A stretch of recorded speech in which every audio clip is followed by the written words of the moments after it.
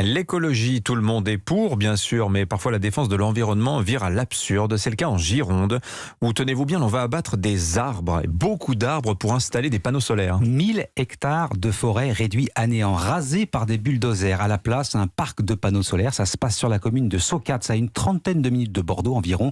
Coût de ce projet baptisé Oriseo, 1 milliard d'euros. Et pour l'instant, les riverains ne semblent pas franchement emballés. Reportage Stéphane Place. Implanter 1000 hectares de panneaux photovoltaïques ici, dans cette forêt de pins maritimes, laisse perplexe ses habitants de Socats. Raser des forêts pour faire de l'énergie, tout bêtement, nous on tient nos arbres. Moi, ça me fait suer de couper les arbres pour mettre ces panneaux. Mais de notre côté, est-ce que c'est pas utile? Socats, parce qu'un poste de transformation RTE relié au réseau électrique national s'y trouve déjà. Alors la municipalité est d'accord sur le principe, mais le maire Bruno Clément demande aux promoteurs de ce projet des garanties. Il faut que ce projet n'aggrave pas le risque incendie. Il existe. Bon, on vit avec, il ne faut pas qu'il l'aggrave. L'autre bémol, c'est que le pin maritime a la caractéristique de pomper beaucoup d'eau. Donc là, toute cette eau qui est pompée de mars à octobre, elle ne le sera plus. Là aussi, il faut que le site n'aggrave pas le risque inondation. Un projet qui reste une aberration pour les défenseurs de l'environnement de la CEPANSO, association que préside en Aquitaine Daniel Delestre. Quand on détruit 1000 hectares d'habitat naturel, c'est pas bon pour la biodiversité. Est-ce que couper 1000 hectares d'arbres qui ont une capacité extraordinaire à capter le CO2, à produire de l'oxygène, est-ce que ça répond à l'urgence climatique? La réponse est non. Le débat public sur ce projet promet d'être animé. Socats, Stéphane Place, Europe.